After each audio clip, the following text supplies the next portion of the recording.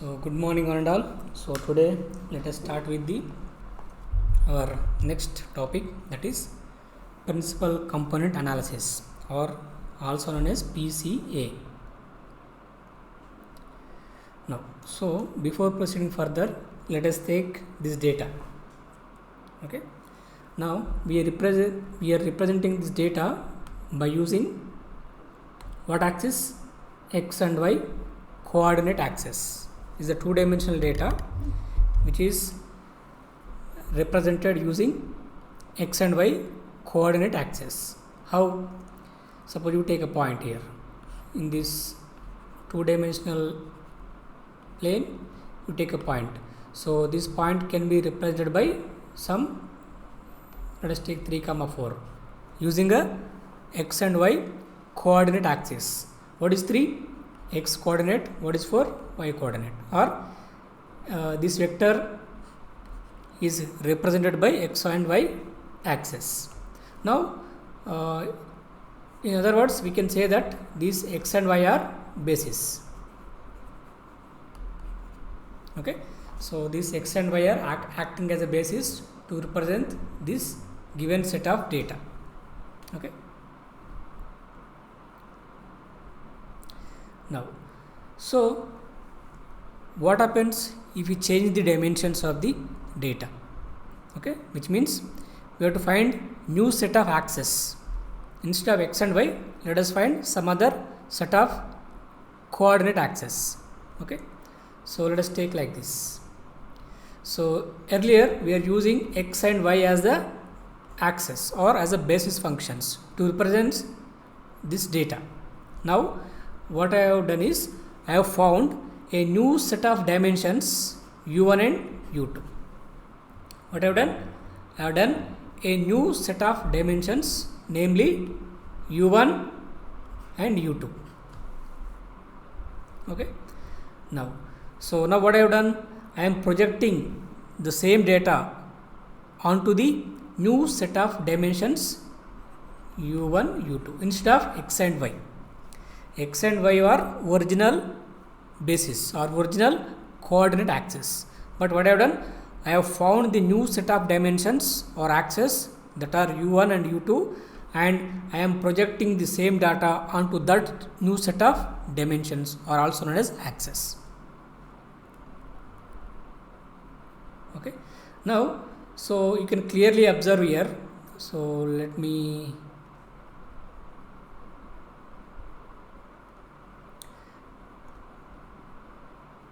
okay, so in this new set of dimensions, which are something like this, okay, now we have data along this, something like this. Okay, now what is the u1 component and what is the u2 component? Let us take this point, this vector. What is u1 component? This is the u1 component. What is u2 component? This is the u2 component. So otherwise, let me take only one data, one point. So along the new set of axes, if you find the component along these axes, let us take a point here. Okay. So what is the u1 coordinate and u2 coordinate? What is u1? This is u1. What is u2 coordinate? This is u2 coordinate. So if you observe the data, so the component along u1 is very, very large. Okay. At the same time, the component along u2 is very, very small.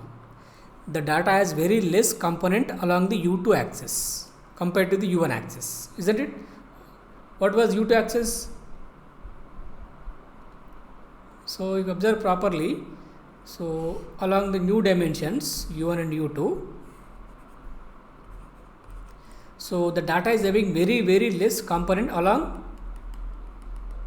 which axis? u2. It is having very large component along u1 axis. Okay, what is u2 axis? This much.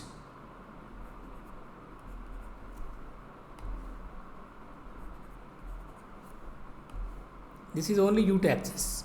But what about u1 axis? This much, this much, this much, this much. Okay, so what I want to say is, after projecting the data onto the new set of dimensions, along u1 the component is very small. Along u1 the component is very large. Along u2 the component of the data is very small. So what we can do? You can neglect what? This u2, because along this axis the component of the data is very small. Okay, so simply you can represent the same data by using only one axis, that is u1.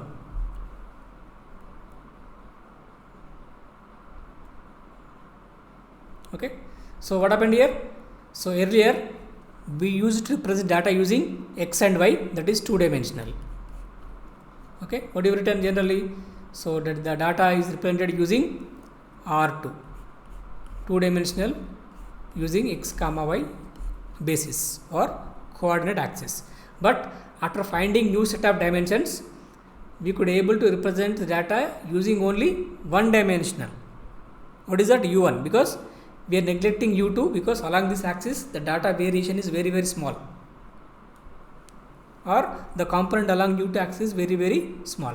So the same data can be represented by using only one dimensional.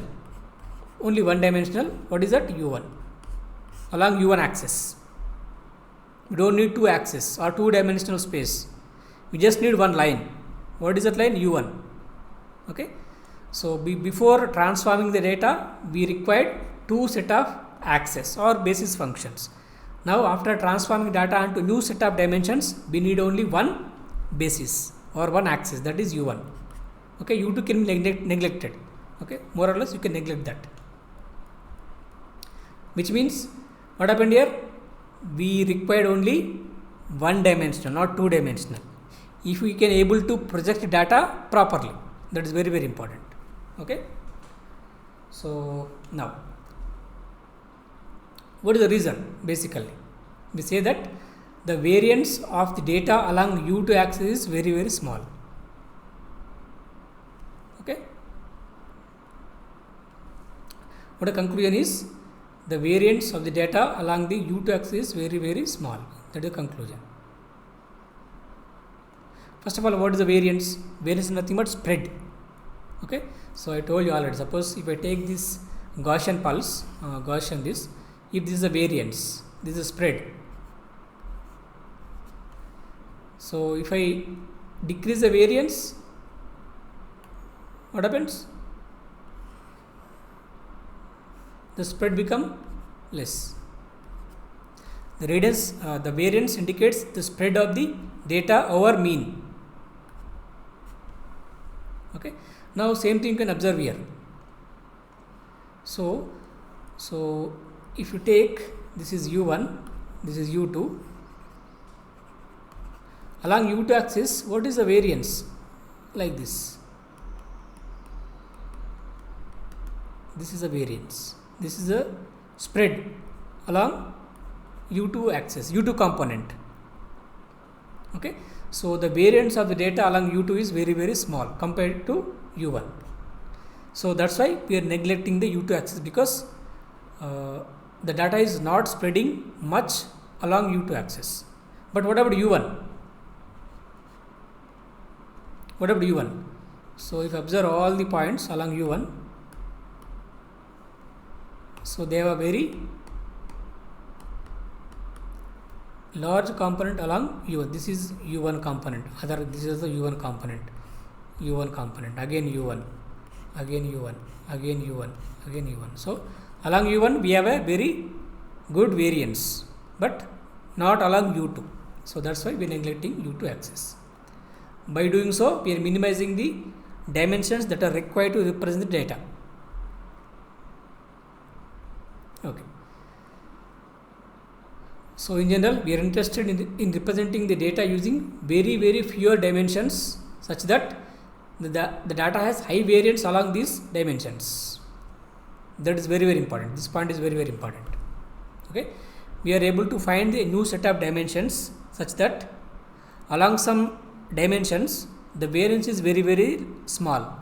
What are we doing then? We are neglecting that particular axis or that particular dimensions. By doing so, we are minimizing the number of axes or number of basis functions required to represent the same amount of data.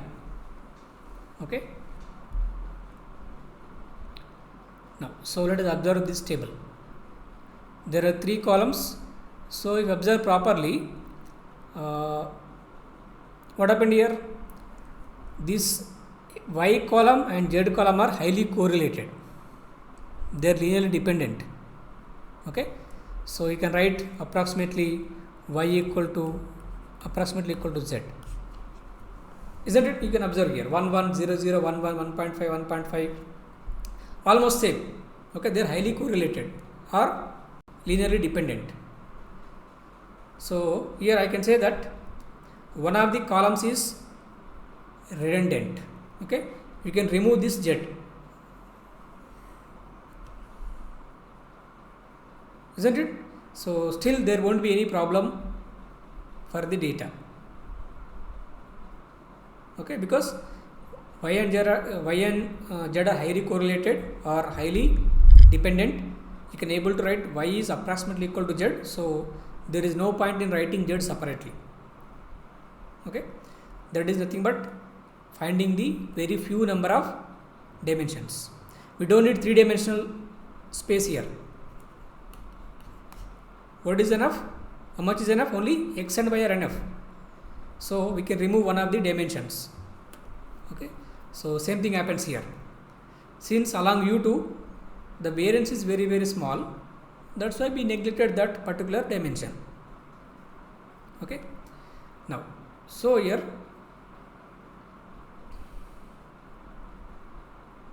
okay. Now, so what are the dimensions? How to choose those dimensions? Okay, let me go back here. I told you U1, U2 are new dimensions. So, we assume that they are basis functions, basis vectors or functions. Okay, we have to find new basis vector such that what I told you already, these basis vectors has to be linearly independent, but if they are orthonormal or orthogonal, it is even better or convenient. Why convenient? You can find out the coefficients of expansion that are alpha is. Okay, always the convenient way of finding the basis vectors is in which form? Orthonormal or orthogonal form. So, here we have to find out new set of basis functions which are orthonormal for convenience. Okay. Now, okay. So, now here okay. Now, before that there is one formula here that is called correlation coefficient. It is called correlation coefficient. Okay. So, how to find out the correlation coefficient? Okay. So, what is Y bar? That is the mean of this column. What is Z bar? Mean of this column. Okay. So, what is the formula for correlation coefficient? You think of the formula. What do you find out? So, rho YZ, we are finding the correlation between Y and Z, okay, which is very high from the table, isn't it? How to find out? This is the formula. What is Y bar? That is the mean of the column capital Y. What is Z bar? Mean of this third column. So, remaining things are you can find out. This is called correlation coefficient. You have studied these things in PTSP. Okay, remember that formula. Okay, now how to represent data using fewer number of dimensions. This is very important. Okay, so in the previous example, the 2D becomes 1D by choosing proper U1 and U2. Our aim is to choose proper U1 and U2 such that you can able to neglect one of the dimensions. Okay, that is a basic idea. Okay, so let us proceed further. Okay, so how to find out those dimensions? They should be orthonormal, which means those dimensions has to be basis functions. Okay, and along these basis functions we should have a high variance. If the variance is small, we neglect some of the bases, just like U2 in our previous example. Okay, now so P1, P2, Pn is a set of n linearly independent orthonormal vectors. So orthonormal is enough. N cross n matrix such that P1, P2 are columns of P. What is matrix P? Matrix P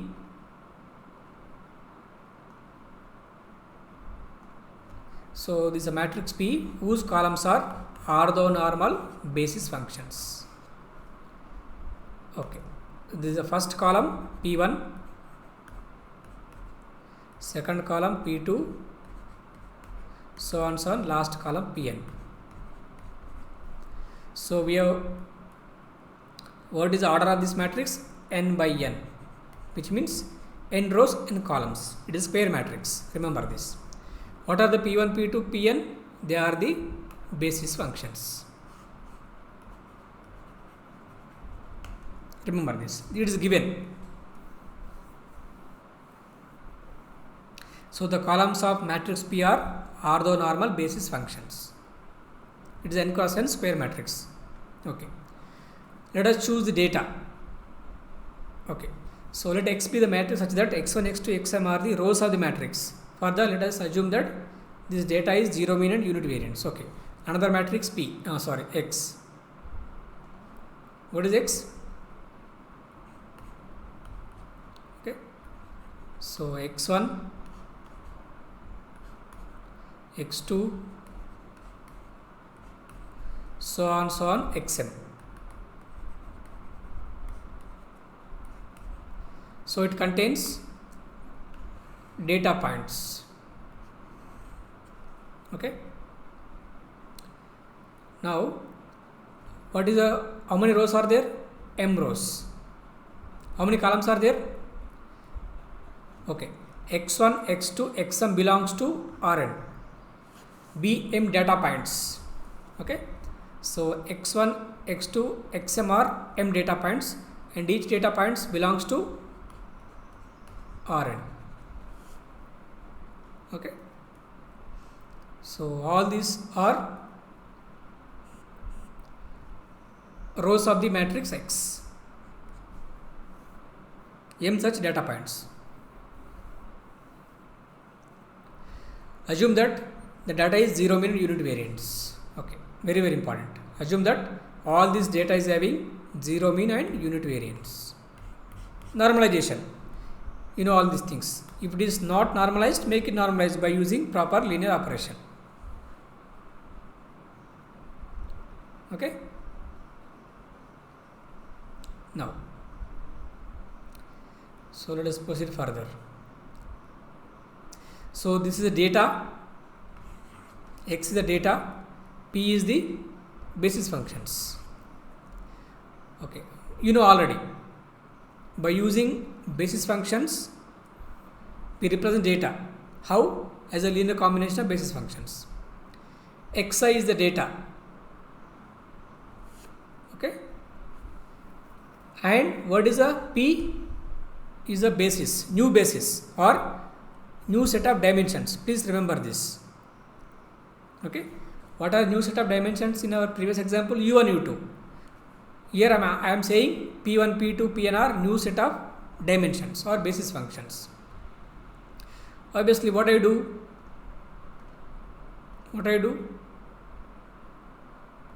So, I am finding new set of dimensions like P1, P2, Pn, which are orthonormal basis functions. So what is the job of this? If I want to write any data xi, it should be a linear combination of these basis functions like alpha I1 P1 plus alpha I2 P2 plus so on alpha In Pn. So I can able to represent this data by using the linear combination of these basis functions. Okay. Now how to find alpha ij? Very simple. By using the dot product. How to find alpha ij? By using the dot product. Xi transpose into Pj.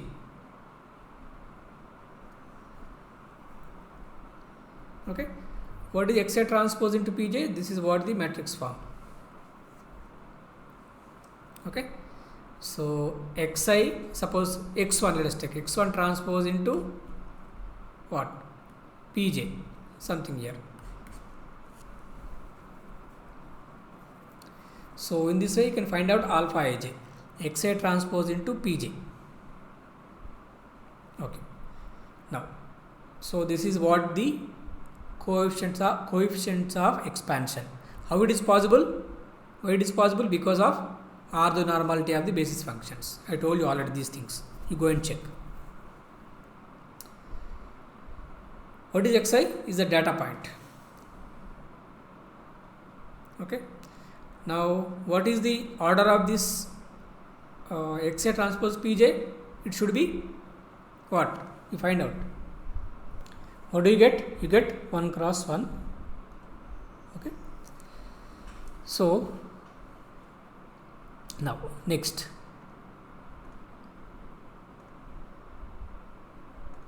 So, what I have done here is alpha ij's I can able to find out by using the dot product formula.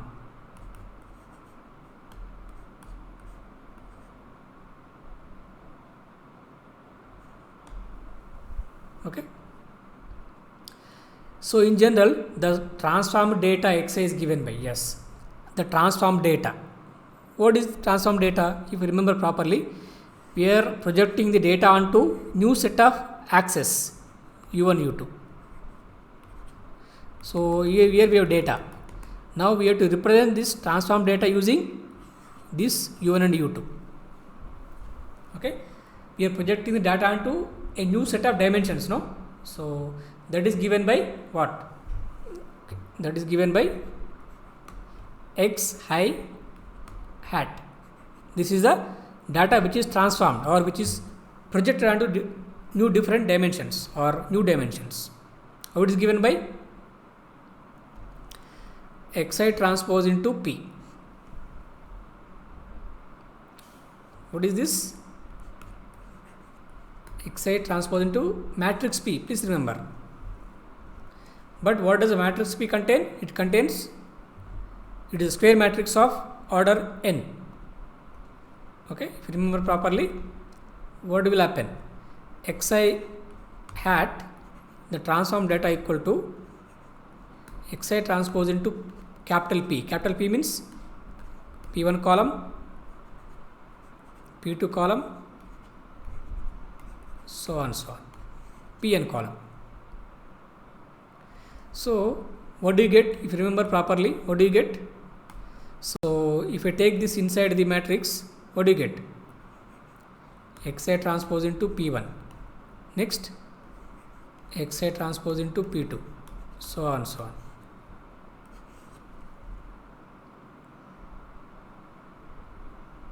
Okay.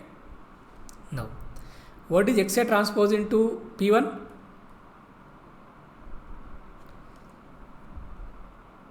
What is Xi transpose into P1? Instead of J, I have 1 here. Which means, what do I get? Alpha I1. What do I get? So I get alpha I1, alpha I2, so on, alpha I. I get all the coefficients of expansion.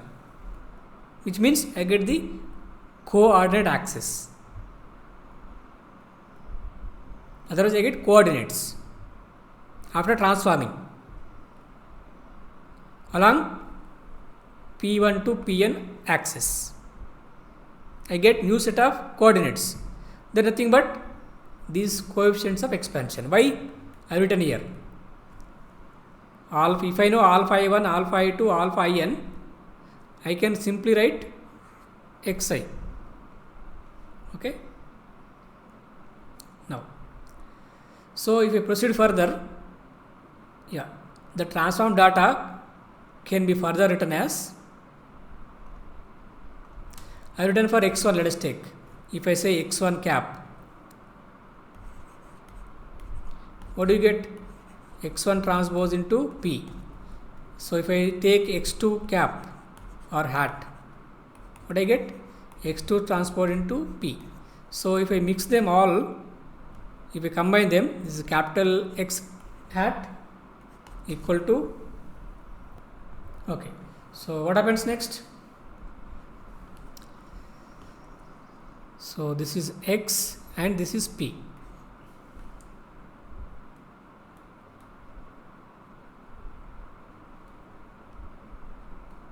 Okay. So what is finally? X cap equal to X into P. What is X cap? The matrix of transformed data or transformed points. Okay. Now let us find out further some of the theorems. What is theorem? If X is a matrix such that its columns have zero mean,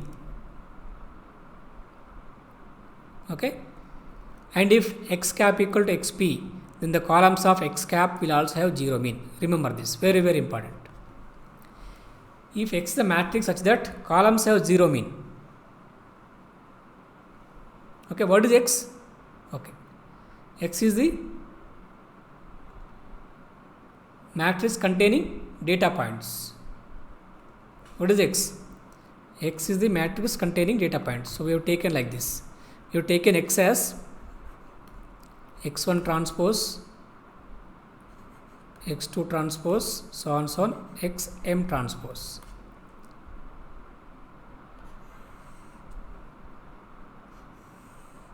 Isn't it?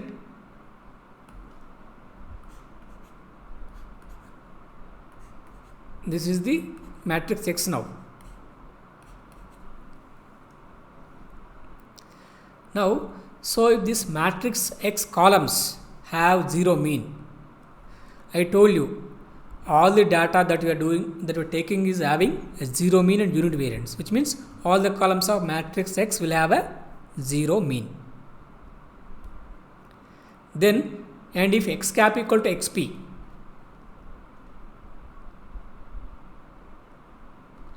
and if X cap equal to XP, where P is the square matrix of order n, then the columns of X cap will also have a zero mean. If the columns of X are having zero mean, then the columns of X cap also will have zero mean. That is a theorem. Next, X transpose X is a symmetric matrix. It can be proven very easily. It is a symmetric matrix. Now, another definition. Remember, this is very very important. If X is a matrix whose columns are zero mean, that is given in the problem itself, then sigma, that is 1 by m X transpose X, is a covariance matrix. Is the covariance matrix. So sigma is called the covariance matrix. Okay. How to find the covariance matrix? Let me take a simple example. Suppose we have a X and Y. It is having some x1, x2, so on, xm. Now Y is having some data, y1, y2, ym. Each X and Y are having, each column X and Y are having data points 1 to m.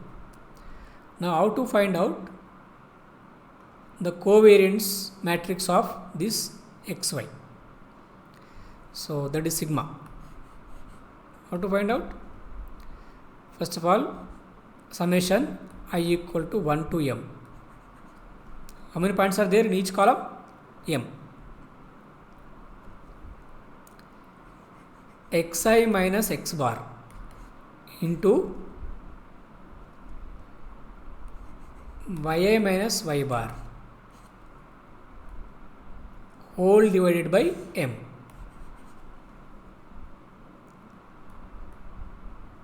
Okay, please don't get confused.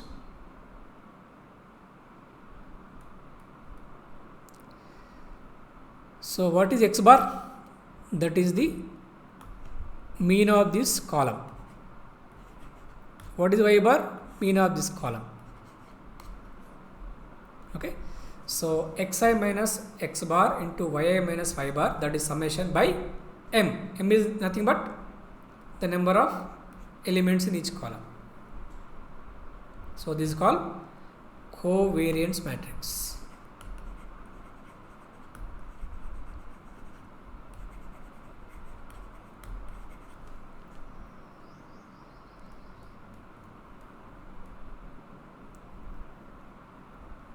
That is general way of finding the covariance matrix.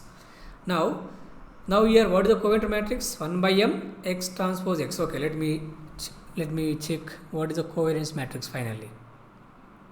Suppose if the means are 0, that means if x bar equal to y bar equal to 0, the means of both columns are 0, then what would happen? In the above example, let us take C for example. C is a covariance matrix instead of sigma. Why? Because we are getting confusion between the summation symbol and the sigma symbol. Okay, so let me say C. C is a covariance matrix.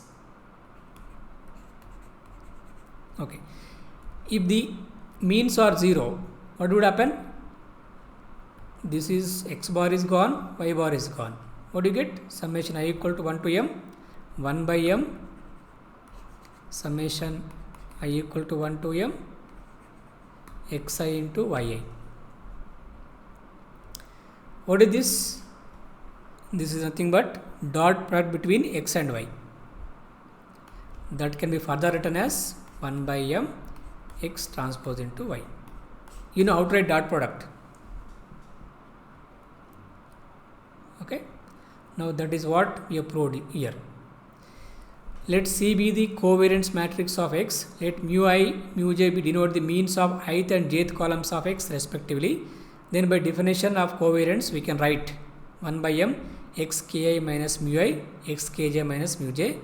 This is what happens if the means are 0. Now this is 1 by m xi transpose into xj. Now here, so I have taken only 2 columns. Okay, if there are more columns, what would happen? If there are more columns, what would happen? So we should have taken like this. Okay, so we are finding between any 2 columns, ith column and jth column. Okay, so finally what would happen? Now 1 by m x transpose x. This is a matrix, symmetric matrix. Now 1 by m into ijth element of x transpose x matrix. Is it clear? Okay. Now what I want to say is, in this example I have taken only 2 columns. If there are one more column z, what we do? We find out between any 2 columns. Okay. Now that is the covariance. Now finally what do you get? So 1 by m x transpose y, or in more formal way 1 by m into, so okay, that is for okay, let me explain this very clearly. Here I have taken their x and y. So what I do here is same thing I explain by taking x as a matrix having some columns, x1 so on xm, let us take. some columns. Okay. Now, if I want to find the covariance matrix between any two columns, between ith and jth column, what I get generally? 1 by m. What do you get? 1 by m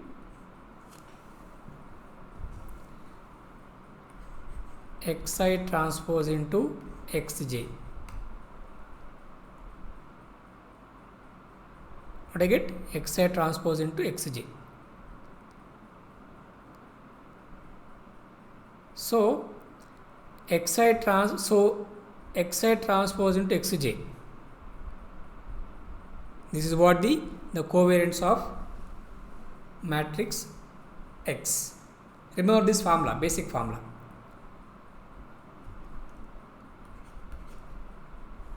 Okay. Now, so further let us proceed. Yeah. In other words, the each entry in the sigma ij stores the covariance between the column I and j of x. Okay. That is a covariance matrix of X, that is 1 by m x transpose x.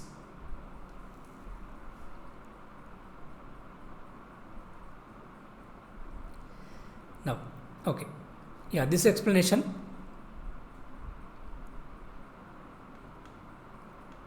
Now, I know already x cap equal to xp. Now, using the previous theorems and definitions, we get 1 by m x cap transpose into x cap is the covariance matrix of the transformed data. Okay. So, let me write something very clear here.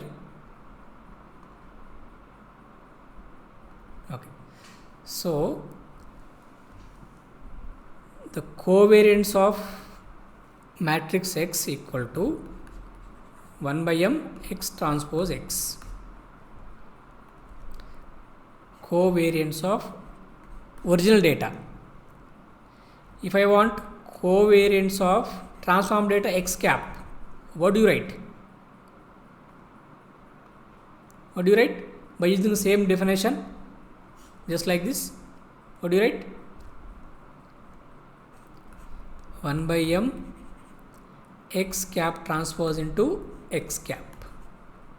This is the covariance matrix of the which data? Transformed data.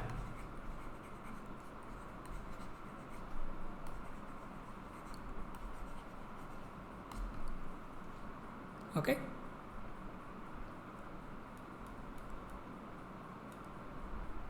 Okay, but x cap equal to xp. Substitute here.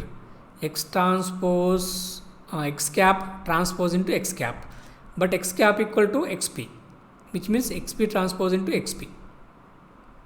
I am replacing x cap with what? Xp. Now what I get? 1 by m p transpose into x transpose into x into p. So there is a mistake here. Now what I get? If I take 1 by m here, okay, 1 by m, sorry, here it should be a mistake. Okay, let me write here. What should be there? P transpose into 1 by m x transpose into x into p. I am rearranging the things. Now what is this 1 by m into x transpose into x? That is the covariance of the original data, that is x, that is sigma. Now p transpose into sigma into p.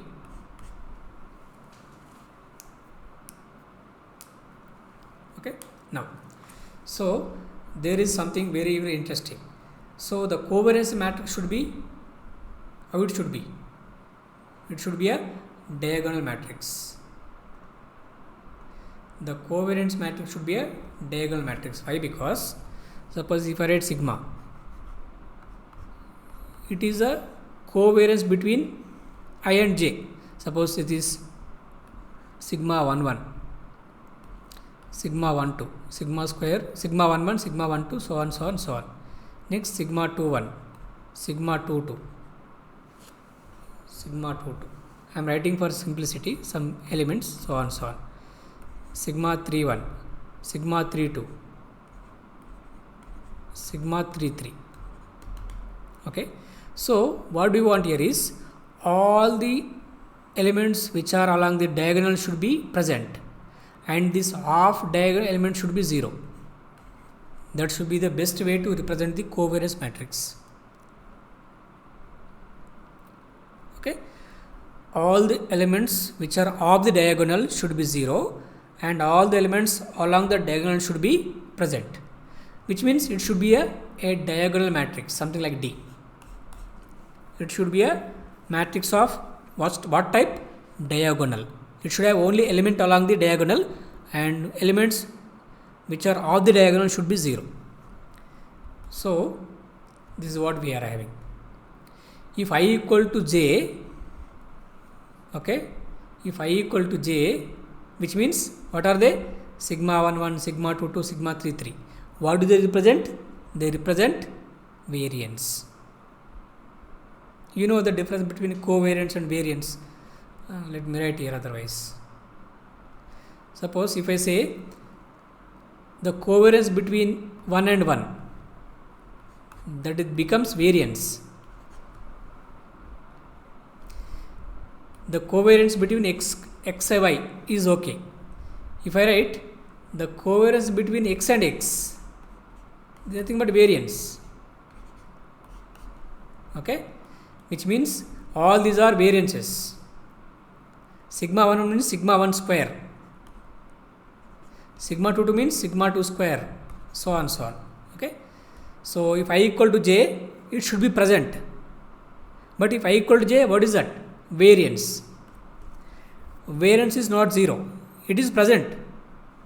Okay, if I is not equal to j, elements which are off the diagonal, they should be 0, which means what is 0? The covariance is 0. In other words, it should be a diagonal matrix D for simplicity. What is this quantity? This is the covariance matrix of the transformed data. That is nothing but P transpose sigma P. Ideally, it should be a matrix of which type? Diagonal type.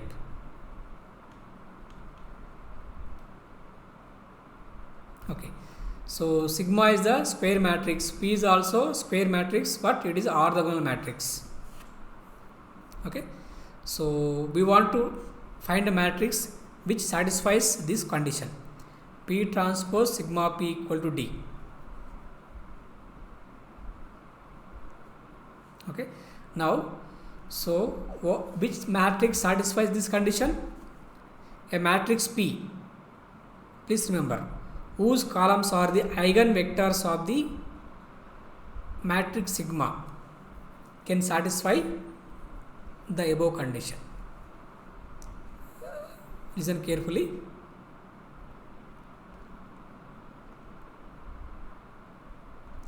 So here we have P transpose sigma P should be equal to a matrix of which type? Diagonal type. Okay, so can you find the matrix P or any matrix P which satisfies this condition? Okay, now the matrix P should be such that the columns of this matrix P should be eigenvectors of sigma.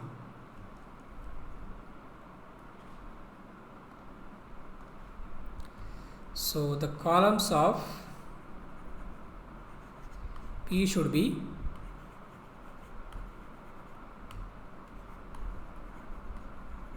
eigenvectors of sigma.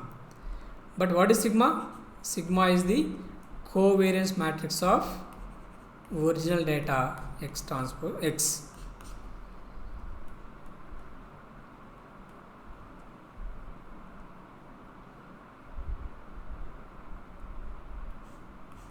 That is a simple conclusion. So the matrix P should contain the eigenvectors of sigma. What is sigma? The covariance matrix of what? Data x. Okay, so let me summarize without any confusion. Here we are choosing matrix P. What is matrix P actually? It is a new set of dimensions.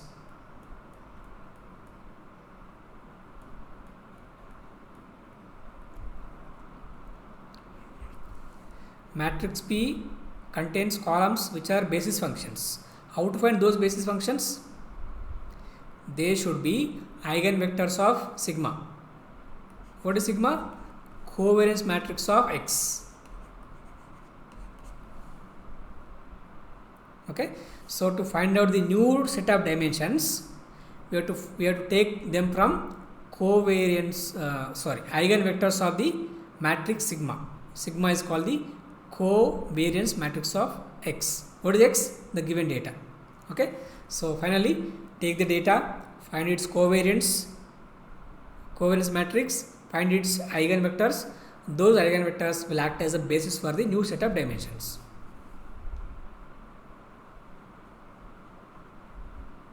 Okay, that is the conclusion. So that is from the eigenvalue decomposition.